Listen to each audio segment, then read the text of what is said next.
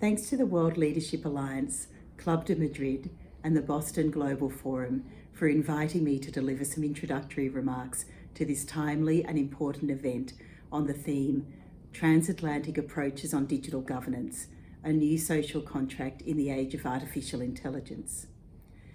I'm speaking to you from my home city of Melbourne, where more than 5 million people are living under a strict lockdown as we grapple with an outbreak of COVID-19 infection.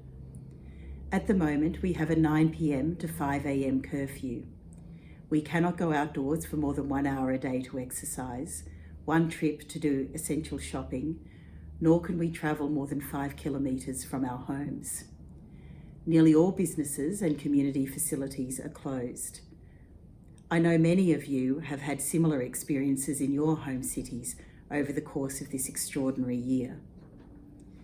The impact of this global pandemic has been felt by all of us, and all of our lives have been changed by it. We have learnt some very important lessons this year.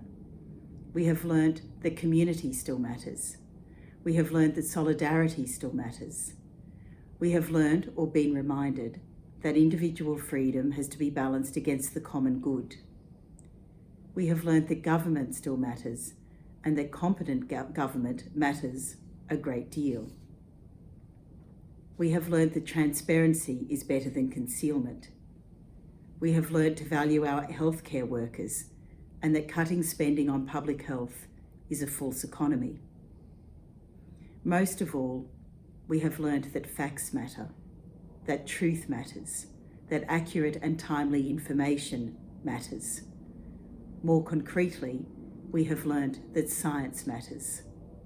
Science holds the key to understanding the multiple challenges posed by COVID-19, to responding effectively to those challenges, and ultimately to defeating COVID-19 and saving the lives of millions of people.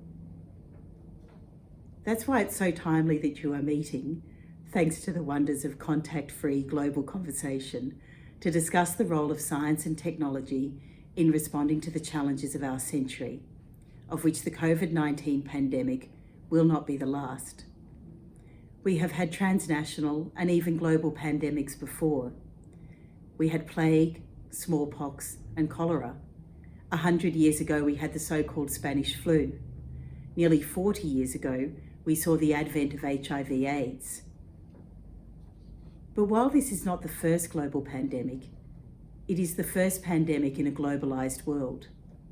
It is the first pandemic in the era of the smartphone, of social media, of instantaneous global information and disinformation.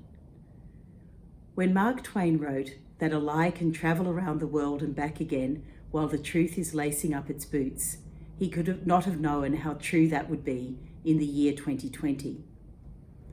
Perhaps the most important challenge we face is how to prevent the wonderful technologies we now possess being misused, being put at the service of lies and propaganda and the promotion of hate-filled conspiracy theories.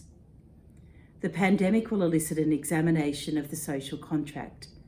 What is the volonté générale or the mens una, or have the inputs for utilitarian outcomes shifted? We may need to examine whether the freedoms and rights that the citizenry of a Western liberal democracy has traditionally enjoyed and that have been given up by the citizenry during the last few months will be altered, and whether there will be a ceding of those rights and freedoms to governments, given the course of this pandemic and the fact that no society can guarantee that we can be free of another wave, or indeed of another pandemic. And in this century, we may also face an examination of innate human morality and the foundation that that provides in a society balanced against an artificial intelligence. But the post-COVID world will not be the pre-COVID world. We can never go back to life as it was in 2019, as individuals, as communities, or as nations. The challenge facing all of us as leaders, as legislators, as policymakers, as shapers of public opinion, is to see that all these lessons are learned, that truth prevails over propaganda and science over mythology. Science has given us the technology we need to defeat not only COVID-19, but all of the multiple challenges we face. What we need now is the political will to use it effectively. Thank you, gracias, and all the best for your discussion over the next 2 days.